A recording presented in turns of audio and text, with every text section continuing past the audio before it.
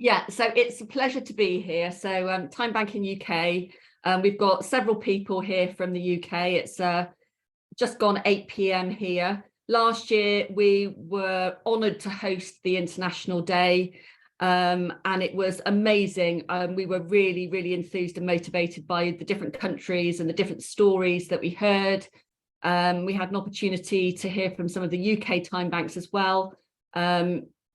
This evening, we've got one of the first UK time banks to do a clip about what they've been doing. And yeah, it's just marvelous to be here. So thank you all for taking the time to be here, and lovely for us to be working so closely with Krista and timebanks.org in America there. And we just hope that this partnership is going to strengthen through the years to come. And we'll be doing many, many more of these events and supporting training sessions and workshops. We've got loads of ideas to come in the future. So thank you for letting me be part of this, and welcome everyone. Thank you. Perfect. Well, I just wanted to say thank you for joining our 5th International Time Banking Day. I am Krista from TimeBanks.org. I wanted to begin this event by thanking Sarah from Time Banking UK for her enormous contribution to organizing this event with us. Your partnership and friendship are very important to us as we grow and build this movement. Here on this side of the country, it's March 23rd, and it's a very special day. Today is Edgar Cahn's birthday. If you don't know who Edgar is, he designed time banking, then time dollars, as a new currency in the 1980s, where people exchanged time, not money, and where an hour of service was always priced an hour. 40 years later, we're continuing his legacy, supporting the time banking movement worldwide and helping open doors for people to become change agents for a better world. We believe that together with our voice, our stories, and our compassion for a better world will build sustainability of this movement. I've worked with TimeBanks.org for over 3 years now, and I will share that one of the things that inspire me the most is seeing a willingness to devote yourself to a cause greater than yourself. The ability to meet a diverse group of people where they are and to be leaders of hope that turn into action. So today we wanted to honor the remarkable contributions of time bank communities all over the world, to hear your stories of strength and to hear how you're helping to heal our world with your love and respect for one another. We have some wonderful presentations from all over the world to share today. But before I do, I wanted to make sure that you saw Chris Graves, Edgar Cahn's wife, late wife, and co-chair of TimeBanks.org. She recorded a short clip. She's actually attending Edgar Cahn's memorial today from his law school and couldn't make it.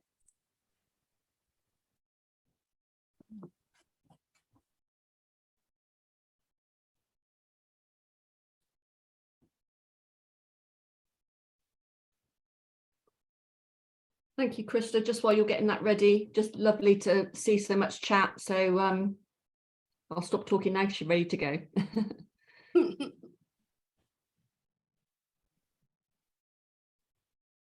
Hello. On this, the 5th International Time Banking Day, held on the birthday of Edgar Cahn, the founder of the time banking movement, and my partner for 23 years, I wish I could be with you to share the excitement and the exhilaration and the joy of seeing time banking spread around the world, transforming people's lives. Sadly, I cannot. I will be attending the memorial service being held by the law school that he and his first wife founded. But I will also be with you in spirit. I know that growing the time bank movement is a great and grand challenge. It is not always easy work, but it is vitally important, transformative, life-affirming work, building resilience in communities around the world and changing people's lives. So let us celebrate it all together. And I look forward to being with you next year at the 6th Annual International Time Banking Day. Thank you all. Bye-bye.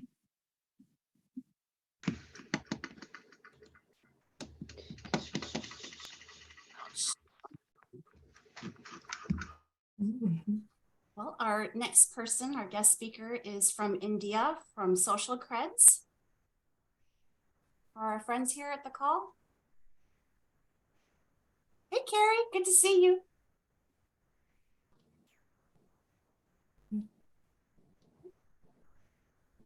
I haven't seen them actually yet at the moment, Krista.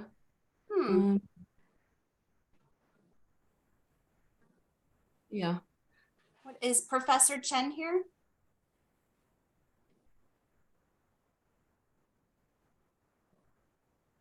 No, we've got his colleague from Peking University. Is he here? Yep. Hi, can everybody hear me? Yep, Yes. Krista? How are you? Hi. So it's my turn to share the screen or? Yeah, I can share it. Okay, I can share the screen, sorry. Wait a moment. So I'll get in touch with Social Creds, okay, just to see if everything's okay on their end. Okay. Yeah. Hello, am I audible?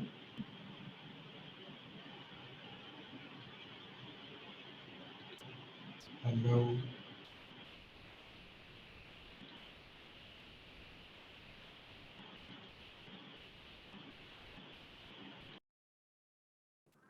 There we go. All right. Very good.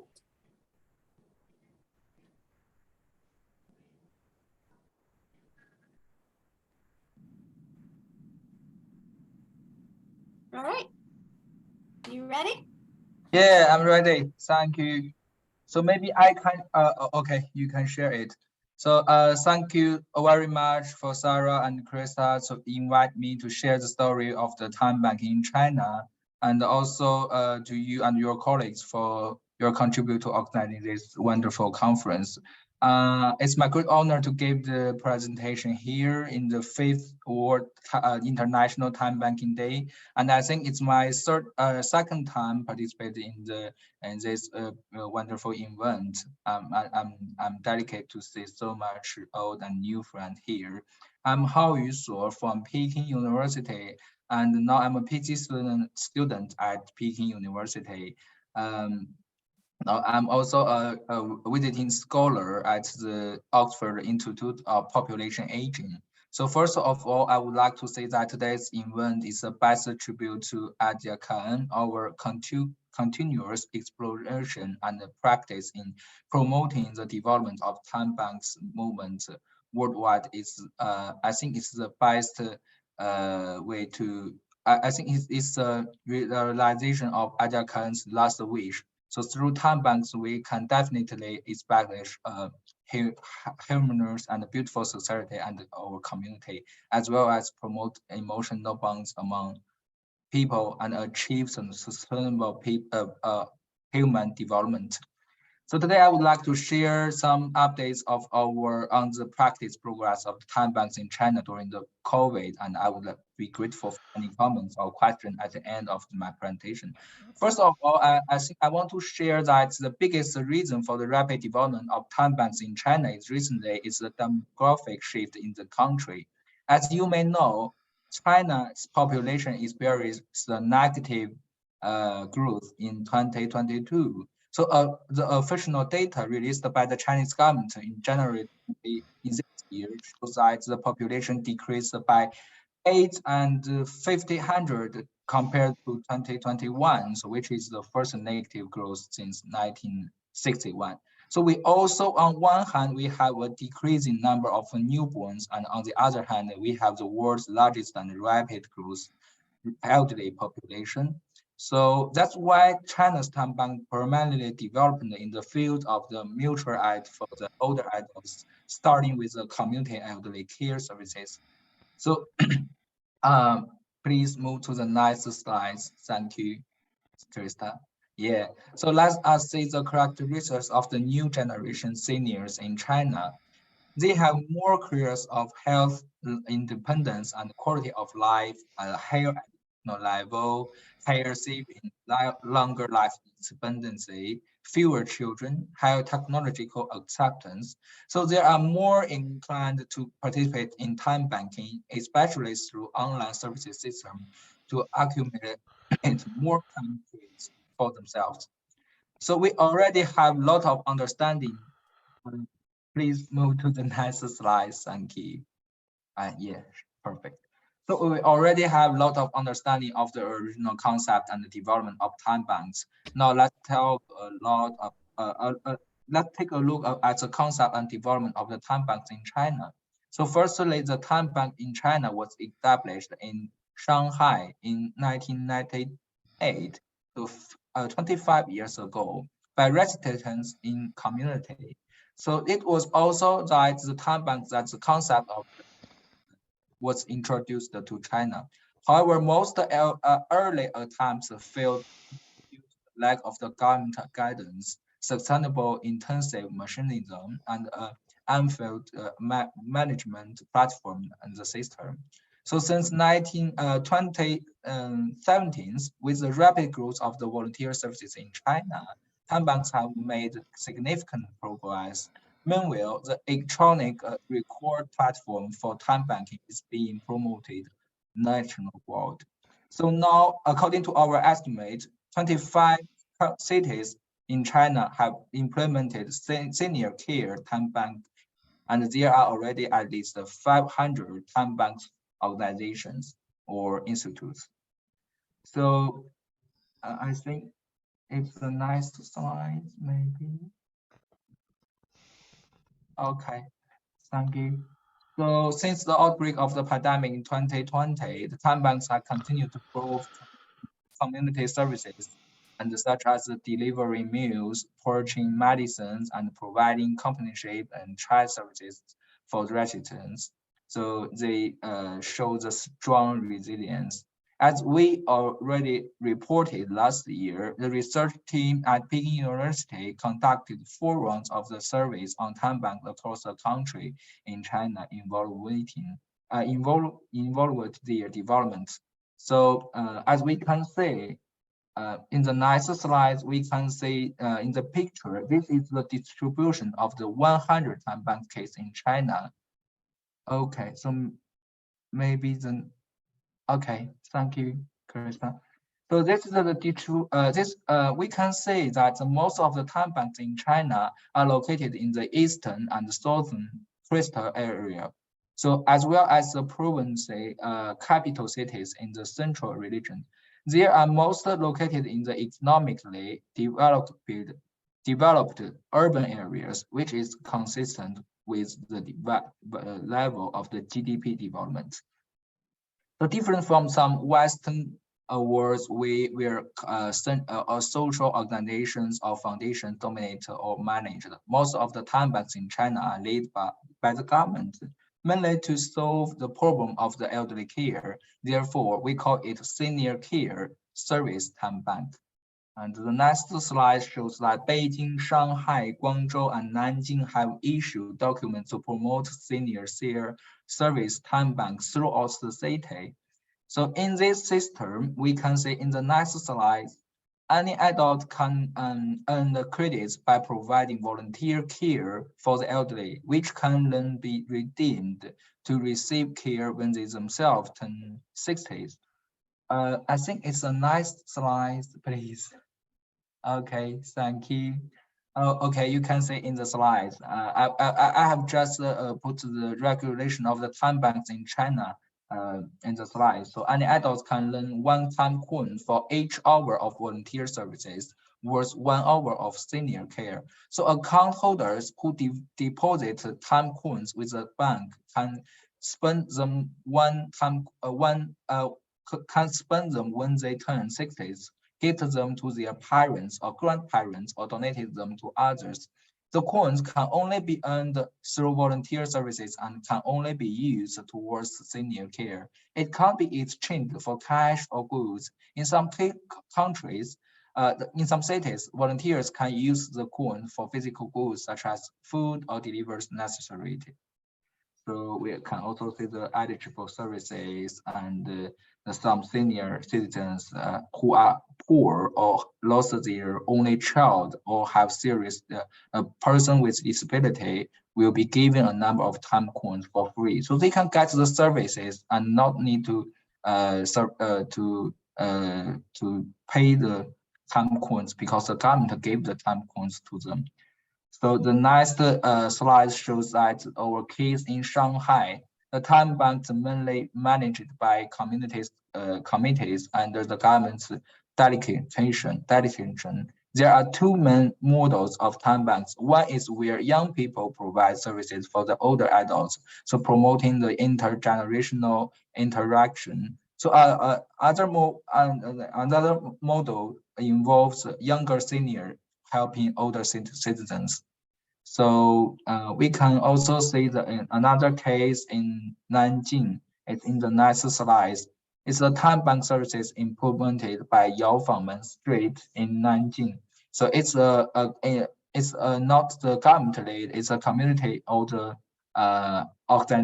social organization lead. We can see in the next slide. So at the same time, the social workers organize the community residents to participate in charity sales with the process donated to the low income and the person with disabilities group within the community. At the same time, social workers organize volunteers to discuss community affairs, especially the daily needs during the pandemic period, enhancing the community's social capital.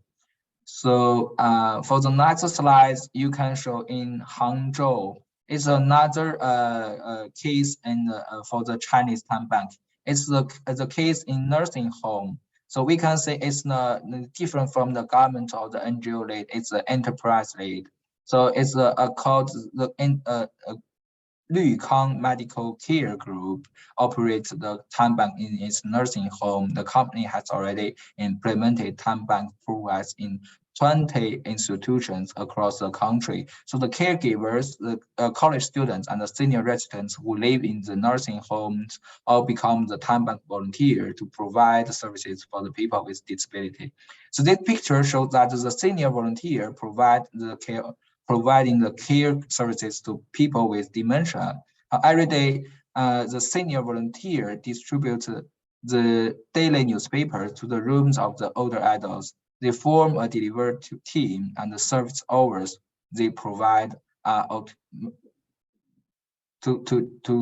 get the time credits and can be exchanged for services or other items in the future. So at the same time, they provide for the one-on-one and one-to-many services for the elderly residents, including the companionship, chatting, and with other people. So yeah, and leading the new, they also have the new admitted elderly residents on tours and visitors. Okay, I think the next slide shows that our platform. So it's online, the time banking software during the pandemic. So it's the software was used by our partner, Bank of China. So Bank of China is one of the largest state-owned banks and takes on time banks as their company's social responsibilities. So their platform is very well developed. And we were involved in the research and development of the software. The software is free and open to the local governments, social organization, and enterprise. So it has used for 29 provinces, and so many people was joined in this platform. I think it has 470,000 registered volunteers now. So in the next slides, we can see the platform. Okay.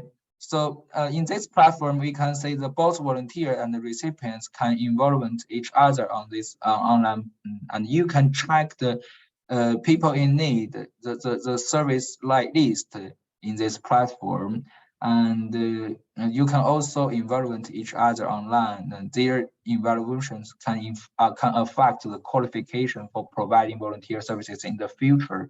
And all services can be checked in and checked out on platform. and the service time will be automatically recorded. Volunteers also have a complete intensive machinism.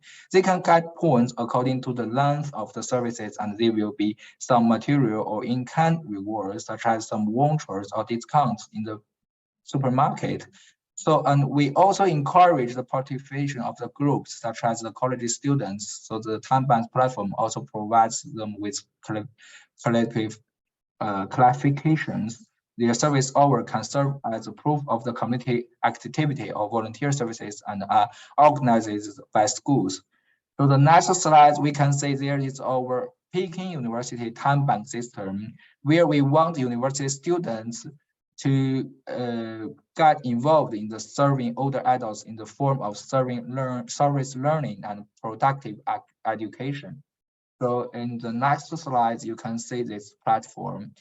So yeah, this is our Peking University TimeBank. So we encourage our college students to participate in this platform, and we also want the students in the primary or middle school also can involved in this system. So for the elderly services, and the next slide shows that yeah, so based on our Yanyuan Street, it's a community near our university, and we promote young and elderly joint involvement and the community governments through time banking. This is a picture. We play games with the elderly people together, and so the next slide we show that our vision is to create an age-friendly society where the governments and the industrials and academia work together to integrate the resources coupled with population aging. So we think that time banking is an excellent movement. So let's undertake this work and work together for our bright future. So thank you, and looking forward to your feedback. This is our story from China. That is fantastic. Thank you so much for sharing. And how many students are involved in Peking University that are just involved in the time banking? I think now there are maybe 3,000 or more students have involved in this system. I think it's mainly for the elderly care services. It's the non-professional services. Yeah. Maybe chatting with the older people, and you can be a volunteer to get the one-to-one or one-to-many services among the community. Yeah. Wow. And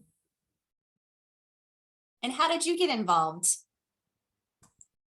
So because our government was implement the labor education, so they want the students to be the volunteer as just as in America we have the community services, and in China we want the students to get involved in the community and work together with the residents. So they can be a time banking volunteer, and they can get the time credits just as their scholar credits, their school credits. Wow. Hey, you showed a map of all the time banks in the country. How many total? Because we saw all the dots, but I was just like, that's fantastic. Yeah, so You're in every community. Yeah, so I think there now has 29 provinces have implemented this movement, and most of them are government led, and the services in the community. Yeah, I think it's I think it's maybe 60 parts of the China has now implemented this movement. Wow. Does anybody else have any other questions? Can we say something? Comments? I think, sorry, can I say something? Yeah. Sure. Okay, I think it's different because it's support by the government. I think it's Yeah. not popular in other countries. So that's why they can be widespread, in China. Because you see they have the government support and then advising every province to go ahead to support this activity. I think that is very important. We need to have somebody to support, to recognize how TimeBank, yes, right, is amazing program, especially in China, because they have so many senior. So you see I think there is an issue for every country, low birthing rate, right? So everywhere pushing, have more children, and then give them reward, something like that, like Singapore, even now I heard that in Hong Kong, in China, they also encourage to increase the birthing rate, right? So I Yeah, think why exactly. Beijing is China is more popular and more support the TimeBank because of the aging. Yeah, exactly. Yeah, For the they see aging this is a population. problem, and then the Yeah, government cannot have enough funding to helping the people. So they want each one helping each other. So this is very important. And then this is our mission, our concept. And then, every country may see it is work in their country. Sure. Yeah, Mhm. that is very important. I think Anne Gray wanted to ask a question. She's got a hand up. Anne, you're on mute. Thank you for this. Thank you for this wonderful presentation. I'm so interested in the fact that in China, time banks are so widespread. I have two questions. One is how one would guarantee that the time coins will be worth something, because if I say contribute to a time bank by doing something for others when I'm 50 or 60, Yeah. how will I know that it's really safe for me to assume that I will get some services for me when I'm 80 or 90? That's the first question. I mean, are the time coins somehow underwritten by a government organization? So the second question is, how do you make sure that the volunteers are okay with the people that they serve? I mean, for example, suppose I'm 85, I want a young person to clean my house. How do I know that that person is honest? How do I know that I will get on with that person? How do I know that he or she will do the kind of things that I want them to do and not nose into my private papers or break my crockery or something like that? Just as examples of, how is the quality of work and the matching of person to person guaranteed to be suitable? Thank you. Thank you for your question. I think for the first question, you mentioned that the volunteer will be if the guarantee for they can get the services when they become older. I think in China's time bank we have a mechanism called you can give you can give your time coins to your grandparents or your parents or people in need, and not just for yourself. You can donate it there to the time service pool. It's a first for the first solution. And you can also get some not just the services. You can also get the physical goods or the voucher and some other physical goods. And also it's not just the services. So most of the younger people, they don't want to get services when they become older. They just want to be a volunteer, maybe to services for the other people or donated them to the people in need. And they also want to get maybe the voucher. Yeah. So it's just, I think it's like the volunteer system, not just the time banking system. Yeah, so the people, they want to be a volunteer, they want to make our community more bright in the future. Yeah, So for your second question, I think it's quite important because in China we want the most of the services now are not the professional services. Most of them are the non-professional, like chatting with older adults, like the deliver meal or some other services like that. So there will be a regulation and in evaluation system in place. So if the performance not very good, it will be and go out to the system. It's not just you don't want to you don't have a chance to be a volunteer in the future if you not performance very well. Yeah. Thank you. Okay, that's really good. Thank you very much for that presentation. I'm just going to hand back to Krista because I think social creds from India are Thank you. waiting for their video. But thank you very much from Peking University.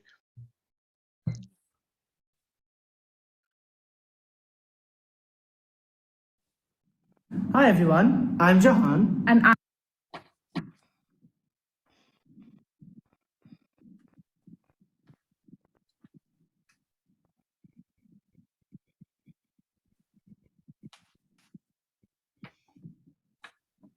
Just while we're getting this ready, I think Sharmila and the Social Creds young people are with us actually.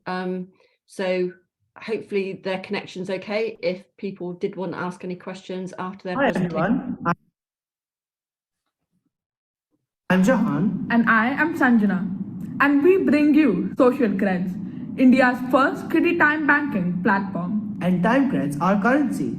We help kids start their own social projects, expand their volunteers, and collate goodwill hours into one single certificate, making social giving so easy and amplifying happiness. Our ambition, 1 million hours with 20,000 kids, making Social Cred the biggest kiddie time bank. We believe in age-appropriate social giving. So meet our youngest volunteer, 11-month-old Amara, who distributes sweets and stickers to make seniors smile. Here is what we have been up to in 2022. Social Creds is now in 20 schools and 5 housing communities, with 2,500 kids, making it a community of powerful change makers, clocking in over 50,000 hours of social giving across 60 plus projects and 250 plus events. Our blockbuster program is to provide 1 million meals for orphans.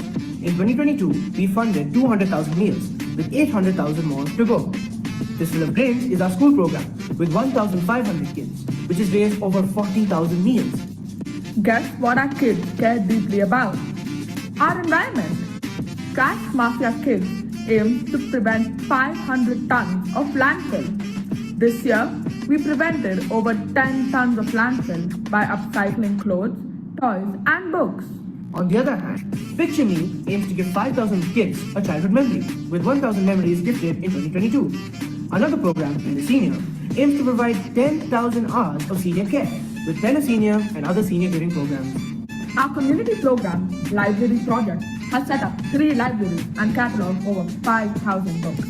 PTC English has taught 160 kids with the help of 70 volunteers, along with 5,000 hours of carol singing clocked in 2022.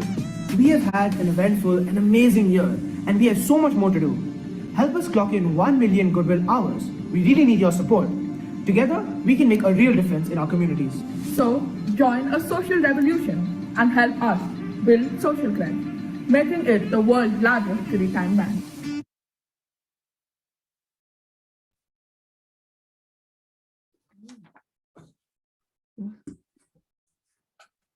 Wow.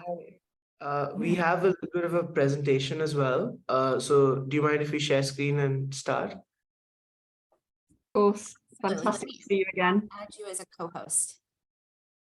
Yeah, okay, I think I...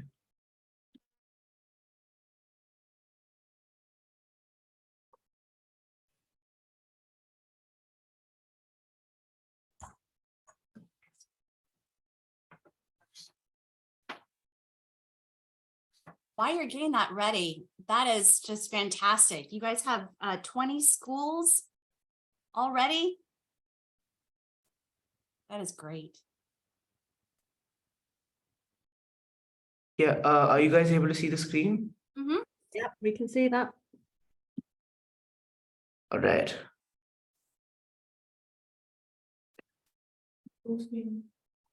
Yeah, is it full screen? Yeah, all right. So hello everybody and welcome to our presentation. Today's presentation is about how we amplified happiness in 2022 and a little bit about what we learned. So yeah. So our oh, 1 second, we just fixed the screen. Sorry.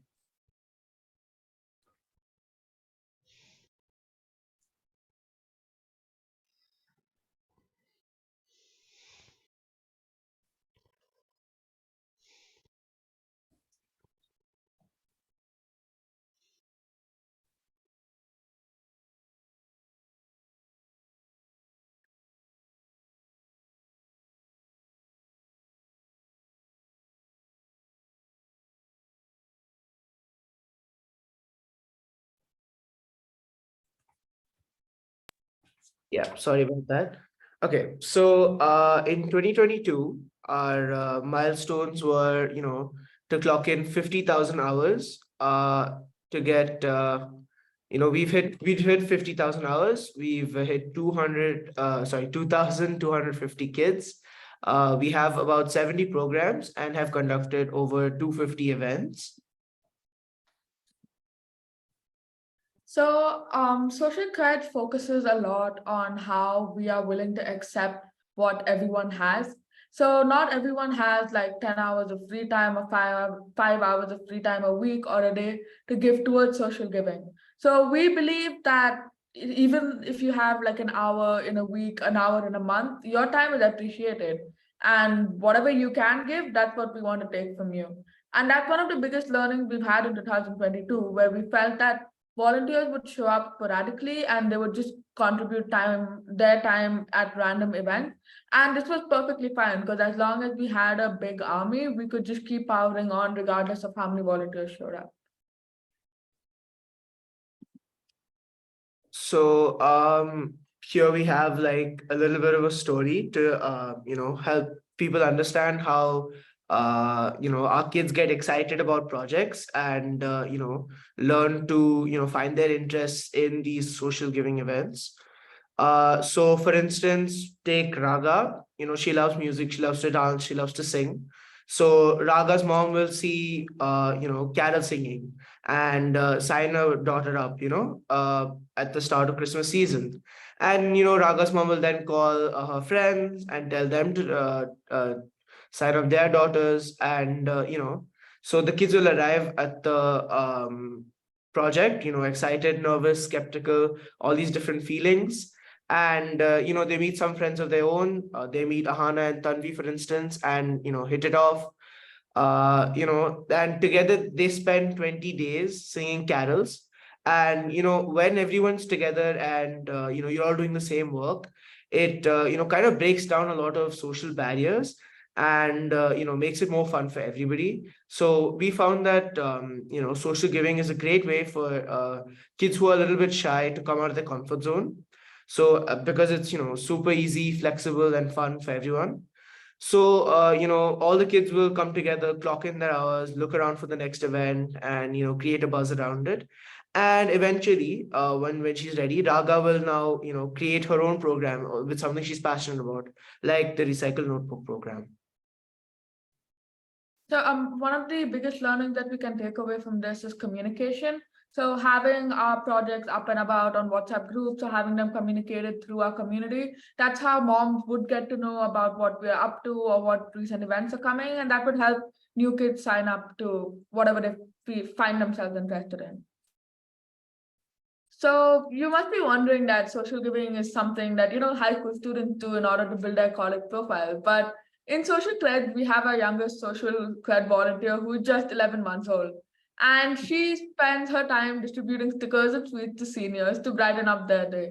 So this comes from the basic idea that social giving need not be something that is huge or grand or something that is very extravagant and something you have to go out of your way to establish. You can just start with a simple smile spread at home or in your own community, and that's social giving too. And this brings us to an idea of age-appropriate social giving. So when we look into age-appropriate social giving, we have it segregated into three broader categories when it comes to social credit. So when we focus on 0 to 5-year-old, we have simple activities that are there for them to, you give back to the community in their own ways as they can. A few examples that we have were on 30th March, we had a recycling drive. On 9th October, there was an International Postal Day. And on 23rd September, there was an International Day of Sign Language. And one thing that we found when we're, presenting social credits to different schools and communities is that obviously all the kids, again, don't have a lot of time because, either they have school or their parents are making them do other curriculars.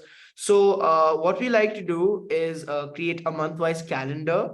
And on that calendar, every month, especially for preschool students, every month, there will be one social giving event. This makes sure that the kids, do something to give back to the community at least every month. And it's a nice, fun little activity for them to do, to take a break from the schoolwork and, focus on giving back. So, most of the activities are like pen a senior and, like Sanjana said, sign language and, trash drives. So our second category is ages 5 to 10 years, which are easier programs that are slightly more complicated than the 0 to 5 category, but still a lot more with a lot more different aspects to the thing of more complexity. And these kids create and run their own projects sometimes. Like we have Picture Me on the left. On the top we have Trash Mafia, Earth Pledge. On the right we have Speakeasy and Overjoyed Orphans. And all of these are created by and run by the younger kids. And they're totally their own project, and they all work together to give back to the community and help whoever they're passionate about helping. It also kind of focuses more on other skills than just social giving. If you take, for example, a scenario of someone who has not ever been in a leadership position before, so leading their own team or running their own project can give them experience in an area where they feel underconfident about. And as we've mentioned before, it's something about stepping out of your own comfort zone and just going or finding areas of yourself that you never knew you would be interested in. And lastly is our 11 to 18-year programs. So these are the more complex and big scale programs. These are the ones that we're trying to scale as much as possible. And these are the ones that we're trying to bring into more schools to promote these young kidpreneurs. So we have 3 projects as of right now and many more to come. With 250 pillowcases for orphans, which is Suhani's project. And we call it Pillow a Young Dreamer. So where they customize pillows for young children and give it to them in the orphanages. It's like a fun little gift, and usually we do it around Christmas time or during a festival.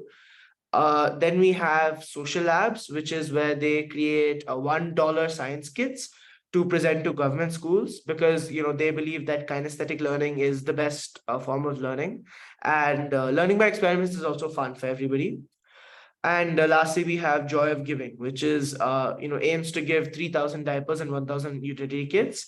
And I think we've also hit that goal in 2022.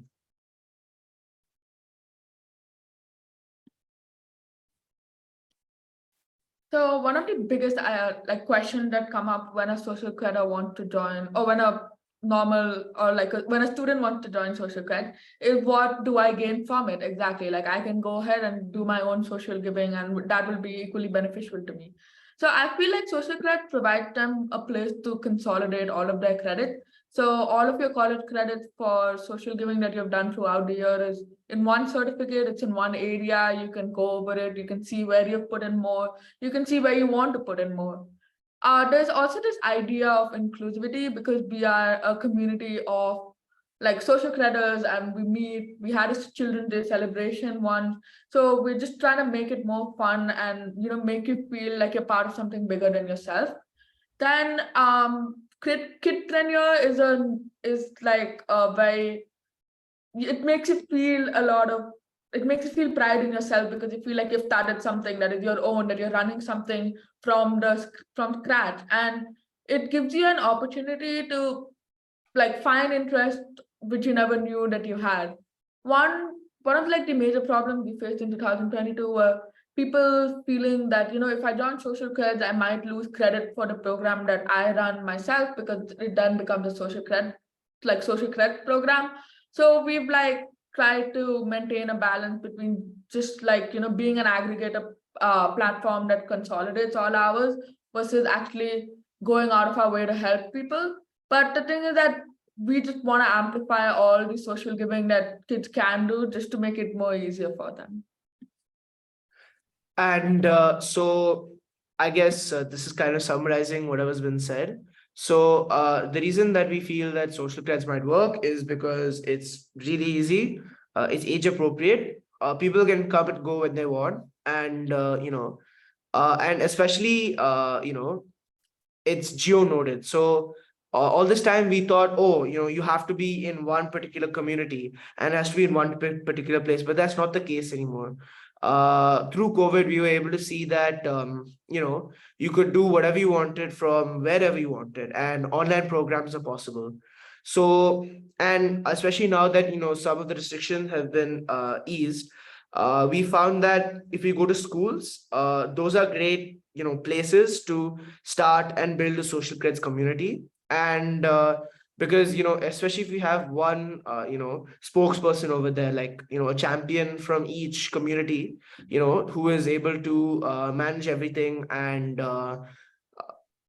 consolidate the hours for the kids, that actually helps us build and scale our programs. So how have we scaled our numbers massively from last year? We have been focusing on our champion program, that is Fistful of Grains. So Fistful of Grains is a initiative that has led to us providing meals or like given raw grains and pulses and dal to the people in need. So it involves kids filling up a bag or the jute bag for 30 days with just one fistful of rice. So this also like focuses a lot on the idea of how social giving can be so simple, of just putting a fistful of rice in a bag and you're actually creating a noticeable difference in like millions of lives. And it's a scalable project because we need a jute bag, we need them to fill the jute bag, and we need to take the jute bag back. So it's been an easy project to bring into schools. Like if we take it to the schools and we ask them, like the students fill it up and we take it back. So it's been easy to scale our numbers because of this, because we've had people who are slightly reluctant to give, like, do something big, also willing to just put a fistful of grains in a bag for 30 days. And yeah, so far, Fistful of Grains has managed to hit 1,500 kids with 20 schools and 40,000 meals, collected in just 2022. And we want to hit 10,000 kids with 20 schools in 2023. So from these same schools, they'll be obviously reusing the bag every month, and we plan to utilize that as much as possible. So our website is www.socialcredit.com, and it's a platform where you sign in and you can view all the events that are currently occurring around you. And if you're just a kid who's like interested in social giving or want to see about how they can create an impact on their community in small ways, then go ahead and sign up. Or even if you're just like a mom or a dad and want to find a community for your for your child, then go ahead and sign up. Everyone can use our site. So these are our goals for 2023. We plan to hit 15 more schools we plan to have Speakeasy reach 1,000 kids to teach them how to speak English. We're also still trying to hit the goal of 1 million meals, provided for kids around the country. And we want, Trash Mafia to reach at least 20 communities so that we can build a noticeable amount of recycled waste. And one of the main things that we're doing this year is a human library where, anyone of any age is able to, give their time in order to, teach someone else something. And so people can learn from their skills. So what are we waiting for? Just join us, let us help us make social credit big. And we have the aim to be the world's largest kiddie time bank, and we hope with your help we will be able to do so. Thank you. Thank you. Congratulations.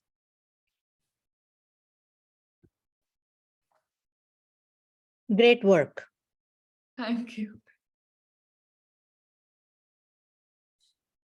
Is there any questions?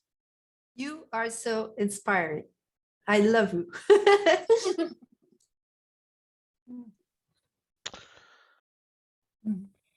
I think we're all a little bit shocked and just in awe of what you've done in your community.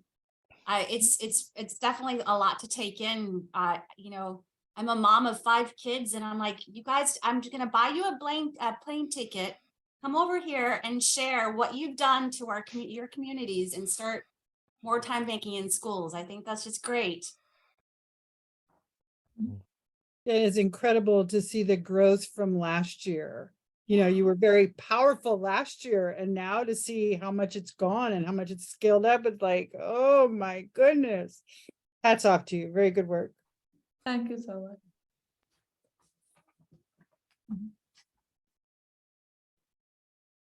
So I'm curious, everyone has their elevator speech about what time banking is. What is yours, and how do you explain it to kids in different ages?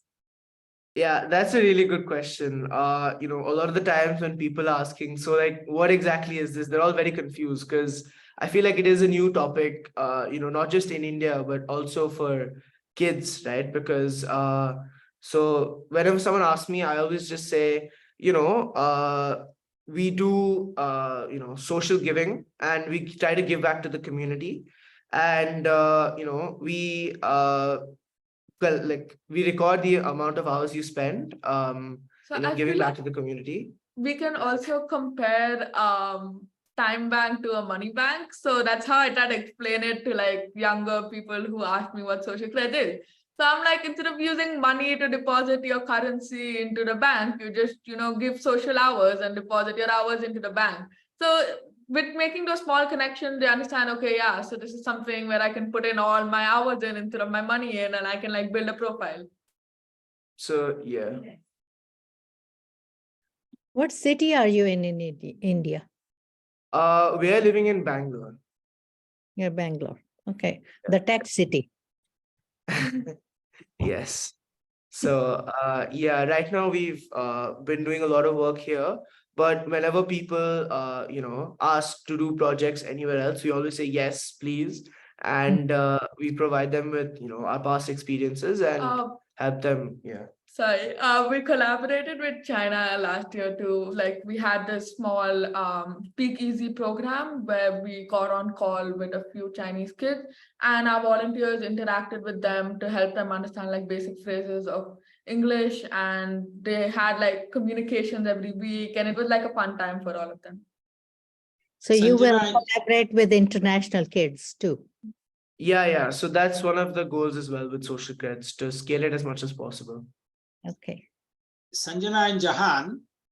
Yeah. What grades are you in? I'm in 10th grade and she's in 12th, about to pass out. Pass out, graduate. Graduate, yes, not pass out. Graduate. That's it. Excellent. It's excellent work.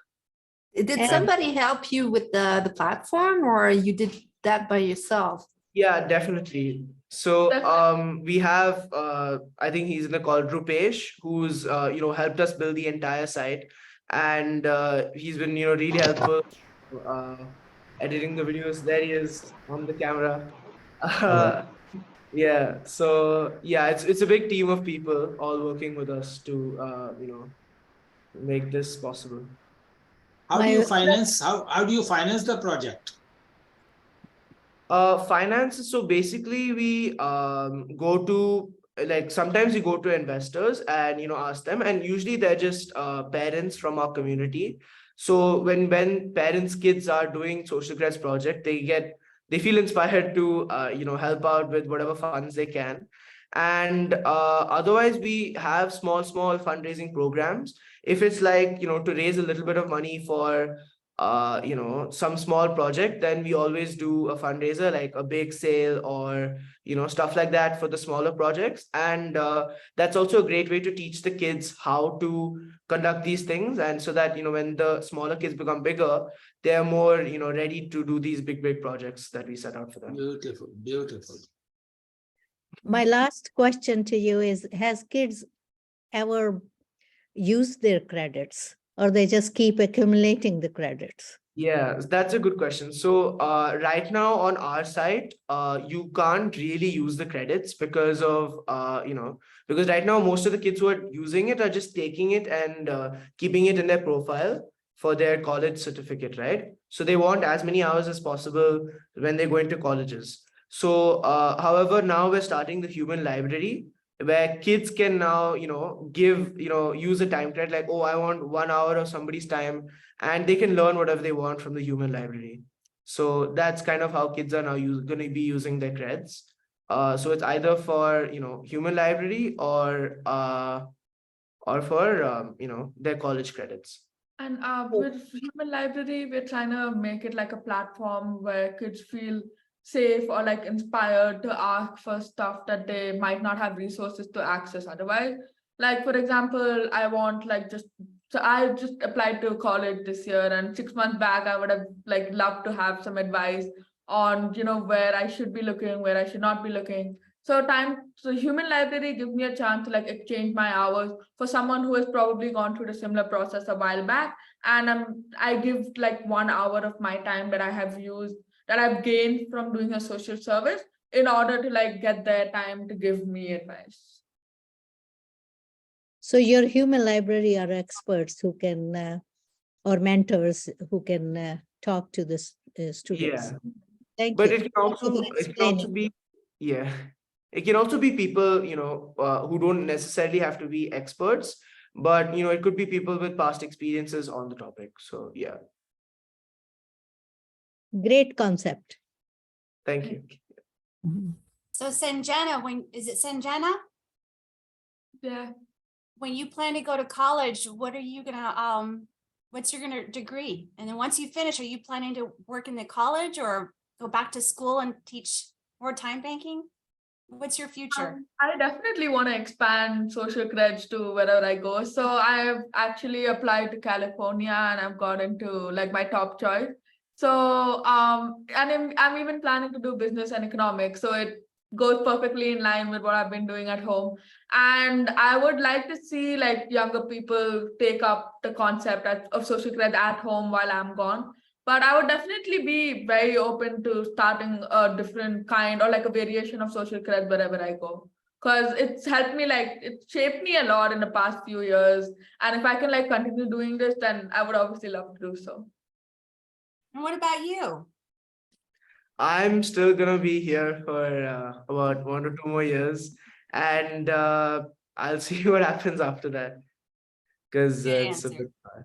So, but I'm still focused on building the platform here in India, and I guess I'll just be working towards it for the next 2 years.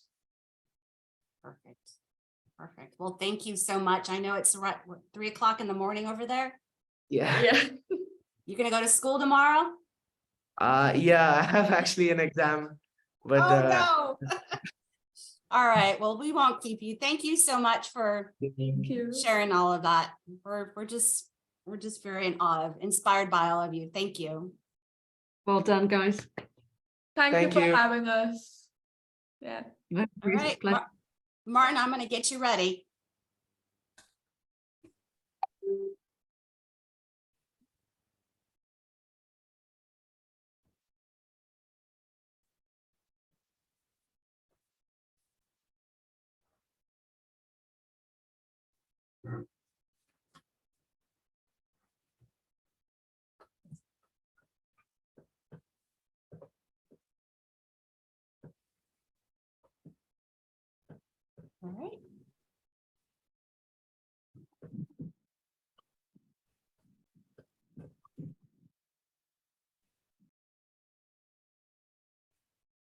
Okay.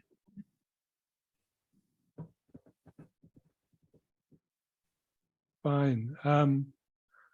Well, for those who don't know me, my name is Martin Simon. I've been in time banking for 25 years now. Quite a journey to have been on over this length of time. And over those years, we've learned a few things. And I just thought it would be a good idea if we could share from a more philosophical point of view, some of the things, the simple facts behind time banking that have emerged. I like the way very much you asked for, we call it the elevator pitch. How do you explain time banking very quickly to people? You called it a spit pitch, did you? But anyway, I've sort of broken it down as simply as we can because I like simple things. And I was struck very much by this quote from Rick. Rick is chair of the South Bank Centre in London, which is a community and social centre. And he's saying any organization or society, tribe is basically a network of conversations. And when you think it's not the whole truth by any means, but it's really worth thinking about. When you think about it, we can break everything down to a network of conversations. And what our task is with time banking, or our purpose, is to make sure that the right people are leading those conversations in the neighborhoods, the streets, the villages where we live. At the moment, there's too much commercial input into people's lives. There's a lot of the local conversations are orchestrated and led online. But what we want to do is focus on creating enough conversations. And one thing we're pretty sure with time banking, there's plenty of conversations going on. But our main, how we get there is to connect people. We connect people and we want to bring forth their kindness. And it's something that's been demonstrated over and over again. It's there waiting to be activated. But for many years now, not so many people are being asked to contribute. A lot of the social care that happens in our country has been industrialized and professionalized. We want to build confidence. We want to build consensus in the communities. You're not going to get, we have a phrase that the professionals use, cohesive communities. I've never understood what they mean by that. But what we want to do is to build enough consensus for enough people to act together to improve and make lives better for each other. We want to value collective acts of caring. Collective caring is something that is not appreciated much as it used to be. People used to come together in their local areas to help each other out. It was a norm, but it seems to have been shifted onto the internet, an awful lot of that motivation to connect with people. Because we want local people to take control of their neighborhoods eventually. Now that's a long way down from sharing skills and sharing time with each other and building relationships, but it's the first essential stepping stone. And what we've learned more than important than anything else is that the most creative and inventive time banks are those that are controlled by the people themselves, run and owned by local people. The people feel that it's their time bank. That's where people get creative. They come up with fresh ideas, and and they have a deep understanding of their neighborhood. Every neighborhood's different, but every neighborhood is unique. But those are the people who really understand it can actually be much more effective, obviously.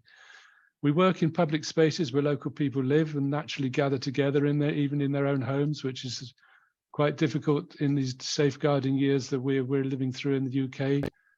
People are very concerned about safety, too concerned, I believe. But anyway, but if we keep the relationships open, talking straight and responsive to other people, and very importantly, to be emotionally present for each other. There's a whole lot of carers and helpers in society today who are very well rehearsed, but very professionalized and very keen to make sure that they don't step over the bounds of actually revealing of themselves. They have a professional mask that they were. Well, we don't have to work from that. We're voluntarily coming together, and we can make sure that we build quality relationships, because the first interaction with anybody that you're involved with will dictate how well that relationship is going to blossom. And enduring relationships are based on the initial foundations of straight talking, of being passionate about the positive about homemade social change. Could you do the next slide, please? This is a quote from John McKnight, who people might have heard of asset-based community development. They that he refers to you can use that to talk about the media, politicians, probably shorthand is people in power, often say to us that you're inadequate, incompetent, problematic, or broken, and we will fix you. That's a message that comes out subconsciously often, but it's actually far too often. And what we want to do is ignore these voices and strive to be citizens, people with a vision and power to create a culture of community, capacity, connection, and care. That's not to say it's easy. Working on some of the more difficult areas, really, there's a lot of uncertainty, a lot of social complexity, but we believe everyone has the capacity to think for themselves. We don't come up with answers for people. We ask them what they need doing, what they want to do, what sort of things they're interested in. We ask questions, make connections, and discover that what others care enough about to want to change together, which is all about shifting power and building bridges, which is what we hope is our overall aim. The families, neighbours, citizens determine what's important to them just by what they ask for at the TimeBank. The services that they ask for, the groups they decide to set up, they determine what's happening, rather than outsiders with the best will in the world coming in and deciding what a neighbourhood needs.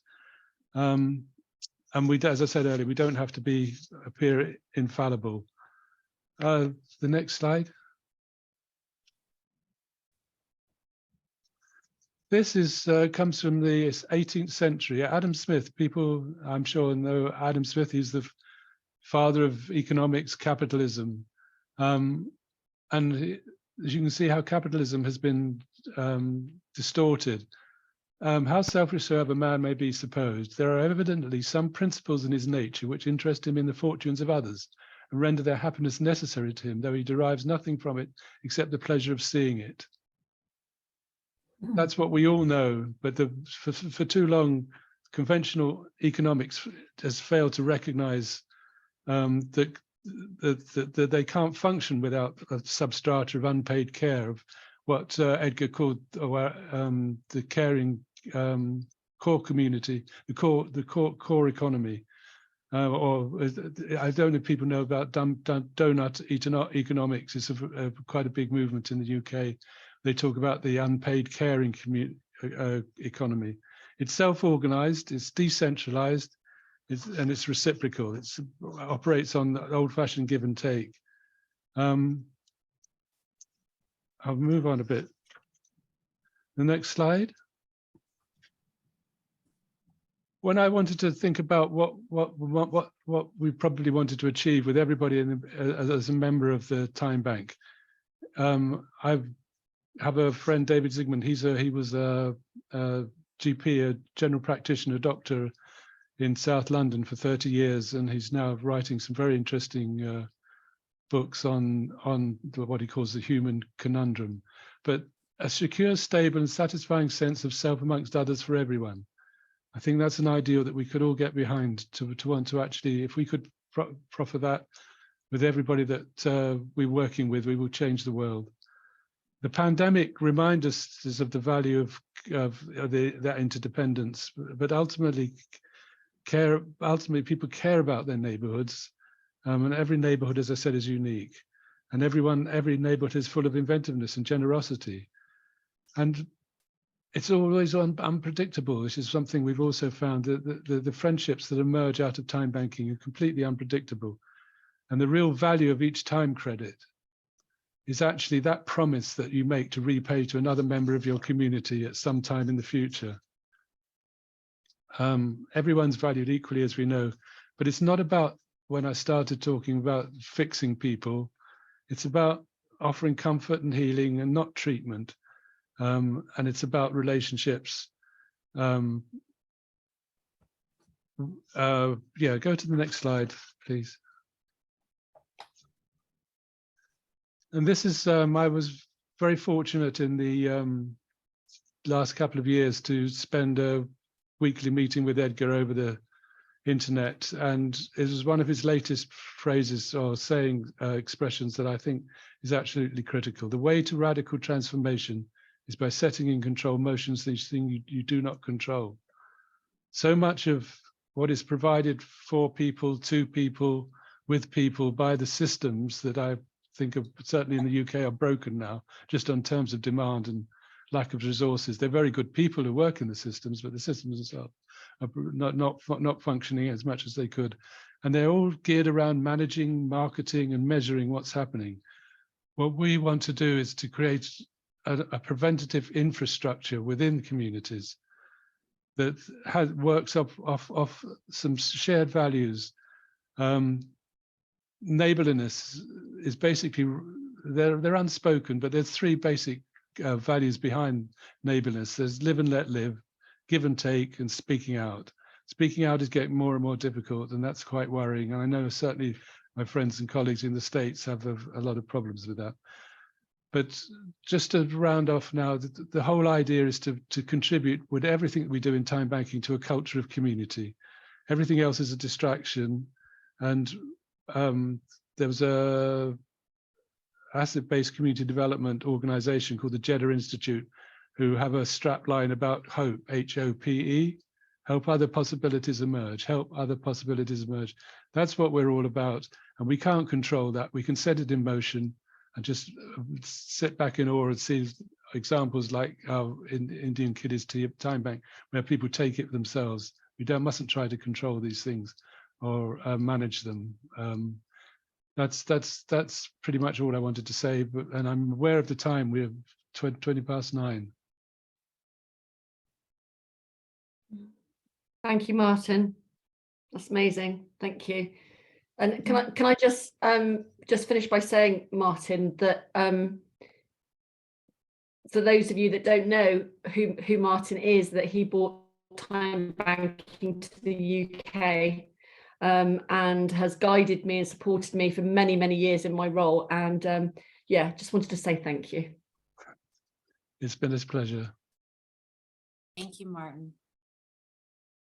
All right, I think our next presentation is from Haran. Haran, are you here? Yeah, she's here. Yes, I'm here.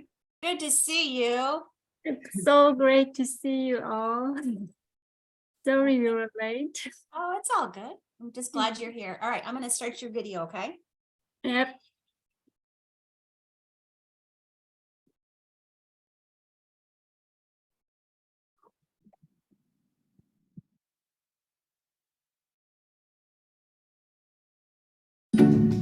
이 타임뱅크가 뭐 하는 곳인가요? 일단은 타임뱅크 좀 설명 좀 해줘요. 나 타임뱅크가 진짜 정확하게 뭔지 모르겠어. 이제 뭐 시간으로 뭐 어떻게 한다, 뭐 어떻게 하는 건가. 탁구도 치고 여럿이 만나서 웃기도 하고 다른 데 가면 돈 내고 쳐야 하는데 여기는 공짜잖아. 여기 뭐 봉사하시는 데 같아. 운동도 배우고 너무 좋아. 블랙홀 같이 들어와서 빠져나가지를 못하네. 그럼 그게 마음에 쏙 들죠.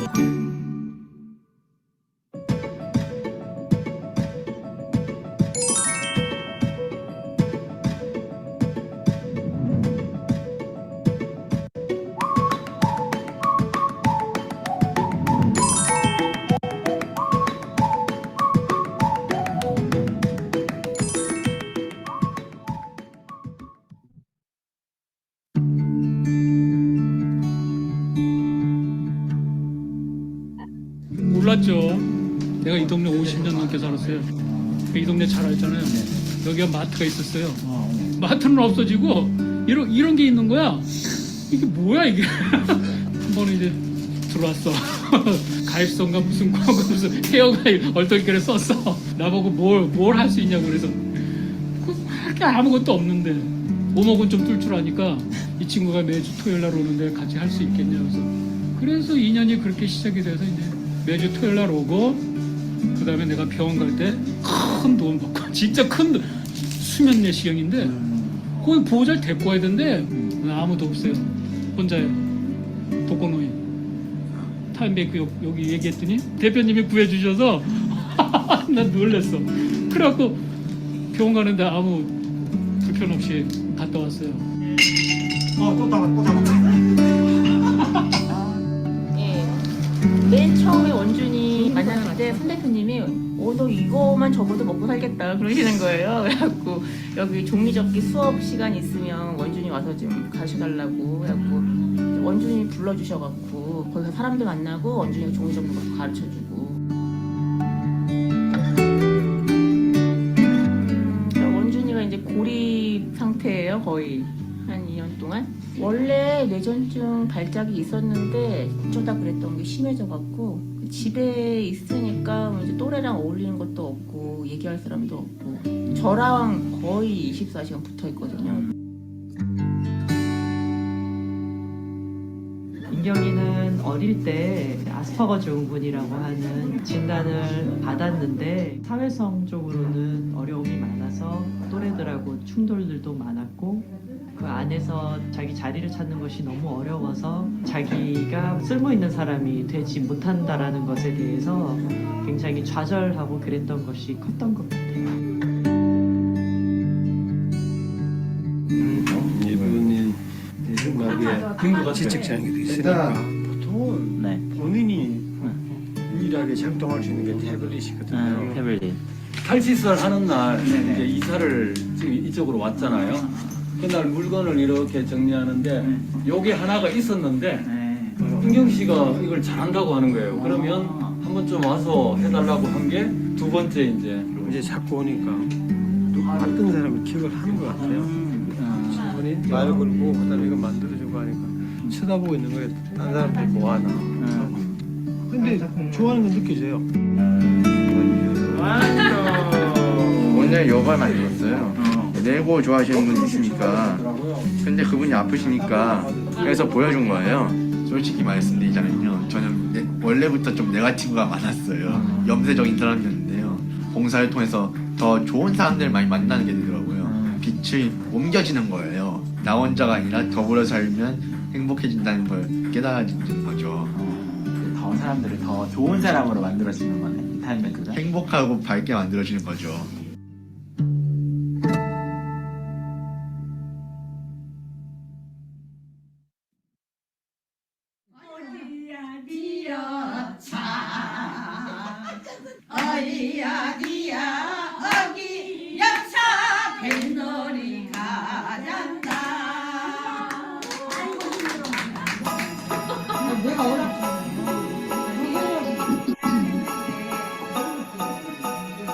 오늘 건강 동반자 과정으로 이제 나이 든 사람들끼리 서로 어울려서 건강하게 살아가는 방법 배우자 그래서 만든 과정이에요.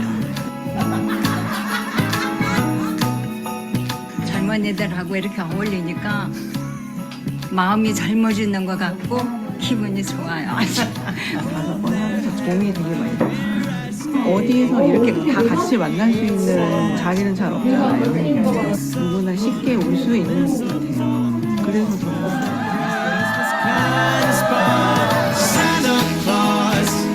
타임뱅크 공사 통해서 받은 사랑고리를 사용해서 여기 기부하신 물건들을 살 수 있는 장터이기도 하고요.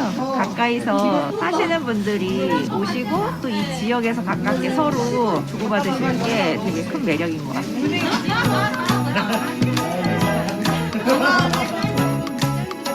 사랑고리라고 하잖아요. 그게 뭘까 했는데 저 홍은동 뒷산에 있는 아이들을 구조하면서 입양을 시키는 그 과정에서 혼자 너무 힘들었거든요.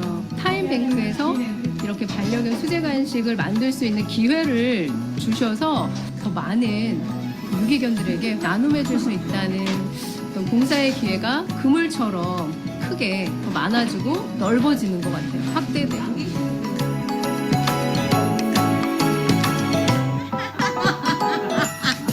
여기 오시는 분들 다 외롭고 힘든 분들이 많으세요. 자연스럽게 서로 돌봄, 그러니까 서로 도움이 났거든요. 그 속에서 굉장한 변화들을 받고 여기서 얘기하는 게 쓸모없는 사람은 없고 대단한 기술이나 이런 거는 아니어도 그 새로운 가치를 발견할 수 있는 그 대단한 가치가 있는 시스템이다.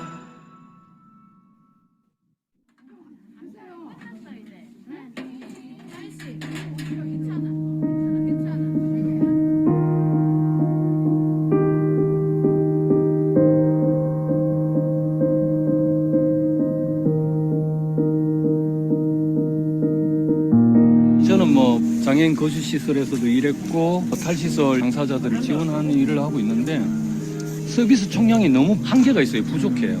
그것에 대안으로서 타임뱅크는 정말 좋은 도구다. 지역화폐운동 이런 거 있거든요. 서로 봉사교환하는 거 이미 되게 의미 있는 일들이 많이 되어 왔어요.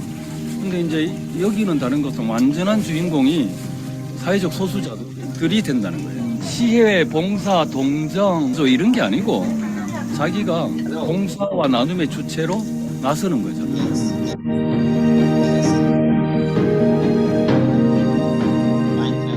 저는 제가 이 타임뱅크를 필요로 하는 사람이라고 생각이 들어요. 가장 밑바닥을 쳤을 때에 저한테 대표님이 가르쳐주시기는 제안을 받고 굉장히 신났어요. 이게 저는 타임뱅크의 좀 핵심적인 거하고 맞닿아 있는 지점이라고 생각하는데 가치 있는 사람이 되고 싶은 거죠.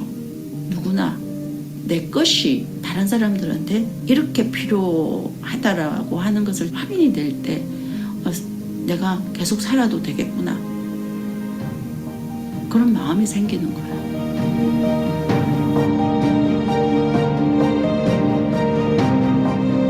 타임뱅크 하우스는 현대판 품앗이이기도 하고요. 세상에서 가장 이로운 은행이라고도 생각을 해요. 되게 암울한 세상 속에서 어떤 희망이라고 할까? 마을에서 그렇게 돈을 가운데 두고 그렇게 거래를 하는 게 아니라 자기가 할 수 있는 그런 걸로 서로 도움을 주고 도움을 받고 이렇게 살면은 굉장하겠다. 타임뱅크라는 것들이 궁극적으로는 공동체를 만드는 운동이거든요. 지역 안에서 이제 뭐 중산층이나 뭐 심지어는 부자들도 같이 참여할 수 있는. 그래서 이 공동체 안에서는 연령에 상관없이 장애 유무 또 재산의 많고 적음에 상관도 없이 모두가 함께 어우러지는 그런 공동체가 될 것 같습니다. 편하게 궁금증을 갖고 많이 찾아오는 공간? 다양한 계층이 교류할 수 있고 나눌 수 있는 그런 지금처럼 늘 초심을 잃지 않고 그 사람들 도우면서 계속 이런 긍정적이고 순수한 마음을 넓혀나가면 더 좋을 것 같고요. 많이 좀 생겼으면 좋겠어요. 그 원준이 같은 아이들, 막 고립되어 있는 사람들이랑 좀 어르신들도 외롭고 심심하신 분들 막 편하게 오시잖아요. 동네에 이런 게 많이 생겼으면 좋겠어요. 확실하게 진행이 돼서 봉사를 도움을 받는 사람들이 봉사를 할 수 있는 이 모습들을 나중에 보고 싶어요. 많은 사람에게 기쁨을 주고 도움을 주는 그런 장소가 되었으면 좋겠습니다.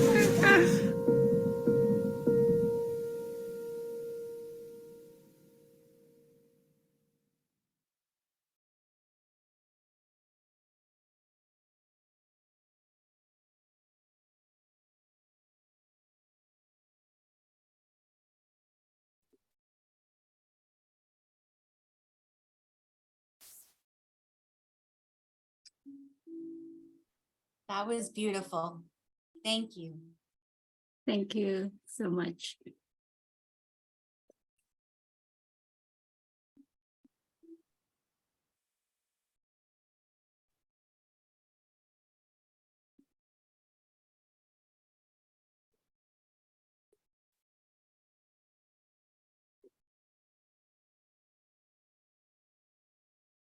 Well, right now we have a couple more people, but I noticed we're past our time. Is it all right if we continue? Is that okay? Thank you so much. Well, we have a couple more to share. Our next guest speaker is Allison. Is Allison here? She has a Hi, I'm here. I'm here. There you are. Hi, welcome. Thank you so much. I am super thrilled to be here and am learning and soaking up like a sponge. I'm also with my whole team. I don't know if you can see them in the square box, but we happen to be sitting together in a room. And one of our other teammates, Mashi, is sitting elsewhere. So we're kind of scattered, but we're super excited to be here. And we also know we're particularly lucky. We're very privileged to be sitting in an official conference room in an official office space, since so many time banks are not sponsored by an organization. And I just want to talk very quick. I know we're super over time, but I will run through our presentation very quickly. And if you would allow me to take the screen. Do you want to share? Or I have it up. And I can get started. Okay. Can you see my screen? Okay. Okay. I'm just going to put that in presentation mode. Okay, so I am here with my wonderful team. We are TimeBank by Health First. We have been around for at least 30 years, service or sponsored by different healthcare organizations in the New York City area. We started at Elder Plan as a federal demonstration many years ago. We then transferred to the Visiting Nurse Service of New York, and from there we went to Arch Care. We've always been aligned with health organizations because our focus, like everybody's focus, has been so aligned with promoting wellness and health, all the equity issues that go around that, loneliness, isolation, and social determinants of health. We came to Health First, that's the name of our current sponsor, late in 2019 because we fit very nicely with the organization, which provides a tremendous amount of support on a hyper-local level to people in the community. And those are people at every end of the wellness, income, wealth, social, economic. It's just a tremendously diverse array of people. We presently are part of Health First Foundation, and that's the first for us. We've been with nonprofit health systems, but never in the foundation world. So that's going to be tremendously exciting for us to see where we go. So what's interesting, we did present to this wonderful group a couple years ago when everyone was in the throes of COVID, but now that we're out somewhat of COVID, we thought we would focus on what we were able to accomplish and what we were doing. So like the entire universe, we were living in a virtual existence, and we moved from all of our in-person activities to doing everything online. And I'm going to single out my team again here, so I'm going to ask them to wave. These are the folks who actually were the brain children of helping our members get online so they could continue to engage and continue to stay connected and continue to make friendships. So we have been offering classes, upwards of about 60 classes per month virtually to our TimeBank members. We have about 2,400 TimeBank members. Most of those classes remain to be on Zoom. And we're doing a tremendous amount of work in the technology end. We're still very much involved in the arts, a lot of work with healthcare and wellness in terms of educating TimeBank members and people in the community. Everybody loves a party, so we do these fantastic birthday parties and holiday celebrations, park cleanup. And our membership is also a very diverse cultural group, linguistic group.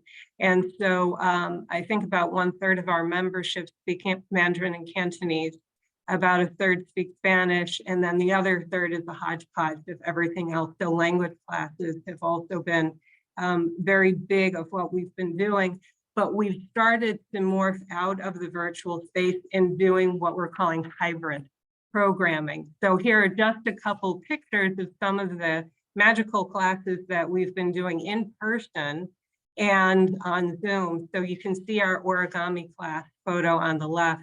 With Chinese New Year earlier this year, we had our first large gathering party. It was wild and fantastic. We had 70 people in person and we Zoomed it as well. So we had about 50 people who joined us online as well. And so in continuing our work in the community, now that things are in a much better place in New York, we have members who have been helping the asylum seekers who have been pretty unceremoniously been dumped by some of the southern states in New York and offloading on buses with no resources, no place to go. So our TimeBank members have been meeting them and helping some of the asylum seekers to get settled in New York. We've done that in person. We've undertaken a welcome card making initiative. We've been donating hand-knit items and doing all sorts of wonderful things. So we continue to evolve. We are thrilled to have had a moment or two to share our story with you. And for the sake of time, we would love to share further information with you. So I'll put our contact information in the chat, and thank you so much for letting us tell our story and letting us listen to yours. Thank you.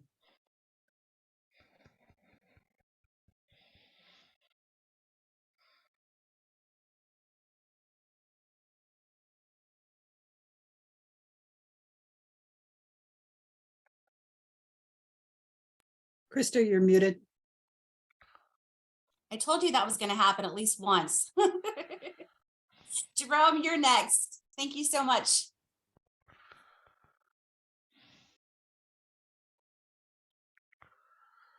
Hi, do you have the video we're going to show? I do. Okay. So hello, everyone. This is a beautiful experience. I run Youth Time Banking Global, YTB, and our collaborating partner in Uganda is here. We're going to show two short videos. And if you would please put the first one up. Okay. Now, Jerome, I have one video. Do you have the other video with you? I have the other one. Yep. Okay, perfect. Yep.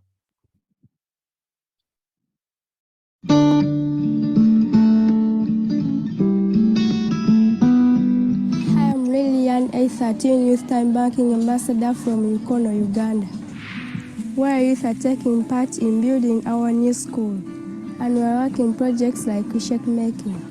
And in Youth Time Bankings, we do tasks like cleaning the compound, washing toilets, and sweeping the classrooms.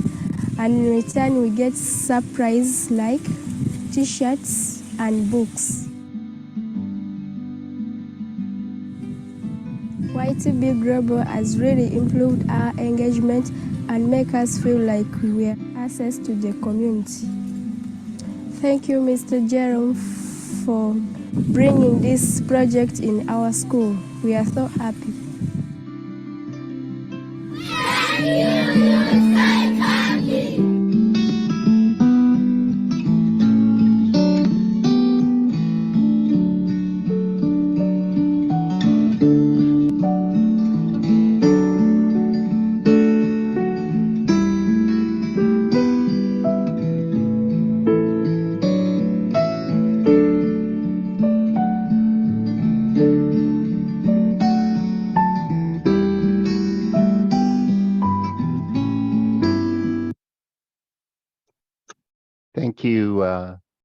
Thank you, Krista. YTB puts youth-adult partnerships at the center of community development. Youth build social connections, earn time credits, and receive resources for their community contributions. Want to show one other very short. Will you give me a screen share, or can I do a screen share? You should be able to. Okay. And do you see my screen? I do. Okay, here we go. Let's see, I have to, there's a little bit of background music, so I think I need to do a new share and I need to select, I don't know if I need to select sound on this. Okay, here it is. Okay, share the sound. Thank you. And here we go. This is one of our projects that helps to develop gender equity, team collaboration, social connection across the youth.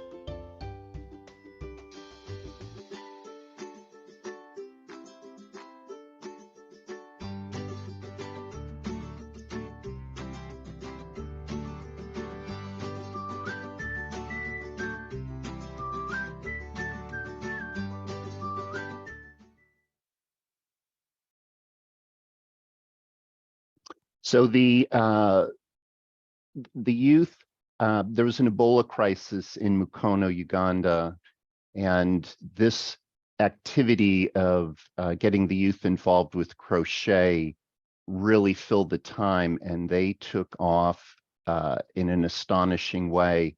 This week we had a visitor from Kenya come to Mukono and left with some of the items to bring back to their family that these youth made. Thank you for the time to share that at our session today. I know we're way over time. Thank you.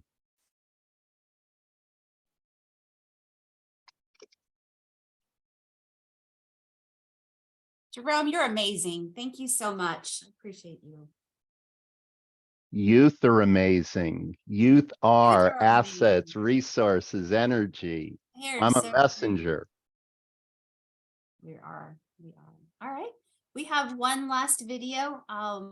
Sarah, did you want to do introduce this next video? It's the Fair Share. Yeah, good, great. Thank you for having the time to do that. So Fair Shares is the first time bank that started it in the UK. There was a great photo that you shared, actually, Krista, of Martin Simon shaking hands when they first started. So yeah, we're over time, but I won't say anything else. Just enjoy the clip.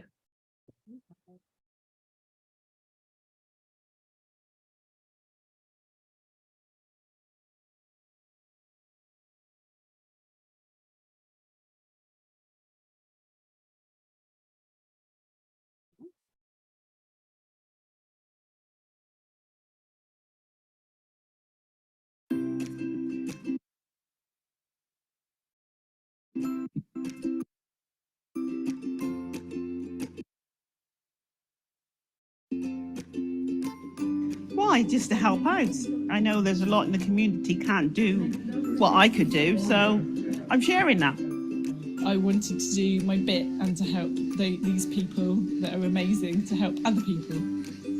I have time to spare, and I know that helping others always gives more back than you actually give, and I'm really enjoying doing it. As a person of faith, quite simply, you can't ignore the suffering that you're surrounded with. You can't live a life of selfishness. You have to do something. Food is a massive part of the day. Obviously, it's not just for health and for survival, but it makes people happy.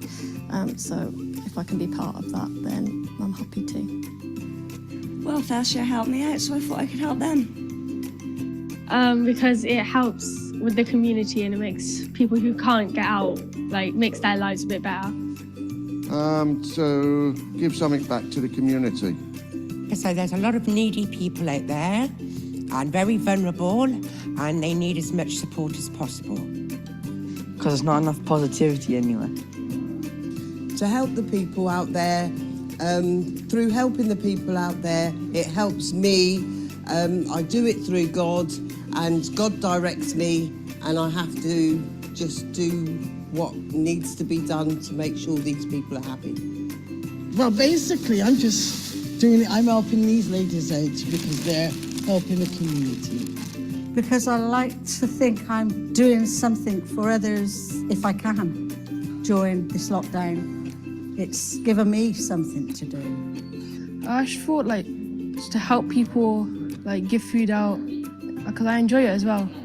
Well, I enjoy cooking, and it's good to give something back. And the community spirit over the last few months has been exceptional, so it's great to be part of that. The reason why, because I like helping out other people, and plus, like, it's helping people less fortunate than myself who could get out and do stuff, and I like to help out within the community. To try and build some community spirit and to just give people things that they might need. So I'm here to help my mum pack bags and cook, and yeah. To help as many people as I can do. I got really good at making pizza a while ago, and I just thought it's a really great thing Fair Shares are doing, donating food to people who are in need at the moment. So I thought it'd be a great opportunity to come here, perfect my pizza skills, work with a bunch of fun people and deliver food. Well, because quite frankly, I think those people on lockdown which are elderly and they're worth it because they put so much in the country. And it's just a way of contributing something, giving something back to them.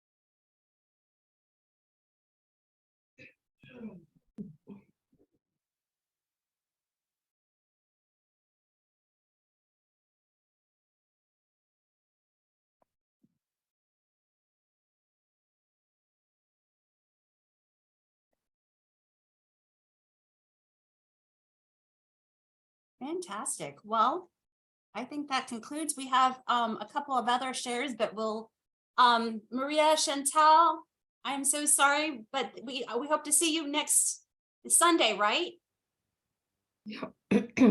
Yeah. You're on mute. Okay, good. All right. Well, thank you so much, everyone that joined. Krista, Yes. could I just say something really quickly? Absolutely. That we would have had a speaker here from Israel, excuse me, called Gideon Broad. He's not well, but I just wanted to share really quickly that Israel have got a thriving network of time banks that have been going since 2002 with their main headquarters in Jerusalem. And in 2006, there were 22 time banks involving 3,000 people. And in 2016, an app was created. So I just wanted to share with you kind of the Israel story that, you know, we've met them and we've helped them with in their journey. But yeah, hope to see you all again on Sunday and continue on our stories and hearing some inspirational, experiences. Thank you. Thank you.